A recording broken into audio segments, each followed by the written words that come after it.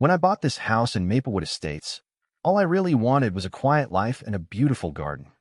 That's it. No drama, no nonsense. Just a backyard full of fresh tomatoes, basil, and lavender, where I could drink my coffee in the morning and feel the sun on my face. It was the kind of simple dream you'd expect in a neighborhood like this. And for a while, it was perfect. Every evening, I get my hands dirty planting heirloom seeds, adding trellises for cucumbers to climb, and even putting in a little stone pathway that led to a cozy bench under my old oak tree. It wasn't just a garden, it was my sanctuary. But in Maplewood Estates, peace doesn't last long when the HOA is watching. One afternoon, just as I was tying up some tomato vines, I found a bright white envelope tucked into my front door. An official HOA violation notice.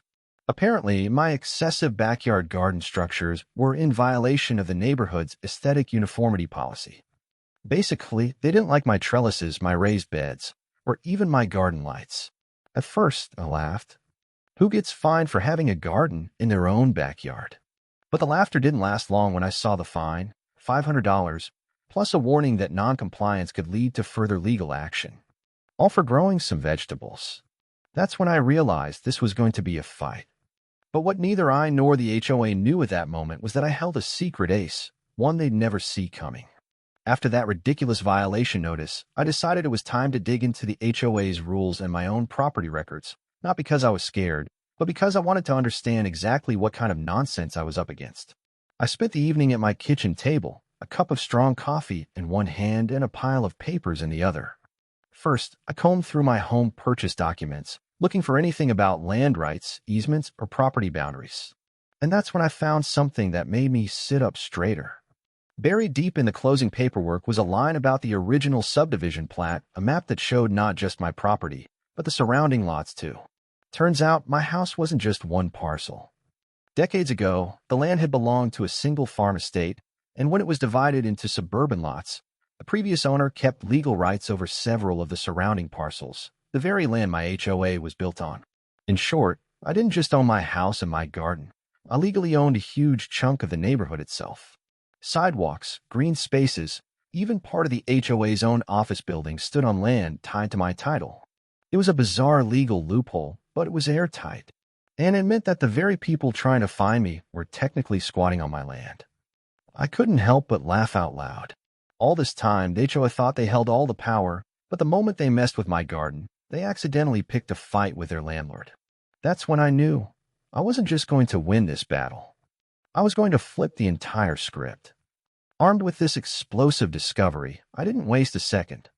The next morning, I marched right into the HOA office, violation notice in hand, and asked to speak with whoever had the nerve to sign off on it. The receptionist gave me a confused smile, probably expecting me to grovel and beg for forgiveness like every other homeowner they harassed. Instead, I calmly placed my property documents on the desk, flipping to the page that clearly outlined the boundaries I legally owned. Before we discuss this fine, I said, "You might want to explain why your office sits on my land." The color drained from her face so fast, I thought she might faint.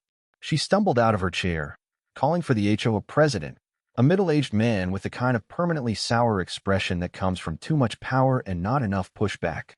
He barely glanced at my garden photos before launching into a tired speech about community standards and protecting property values. But that speech got cut short when I slid my documents across the table. "This isn't a debate," I said. "These papers prove that I own this land. Your office, the sidewalk out front, even the parking lot you used to tow my neighbor's truck, all of it stands on property you don't actually control. You've been issuing fines and dictating rules on land that's technically mine." The silence was so thick you could have cut it with a garden spade. And just to twist the knife a little deeper, I added, "Which means not only is your fine illegal, but if I wanted to, I could start charging the HOA rent for every square foot they occupy." I could see the president's face turn red, caught somewhere between fury and panic.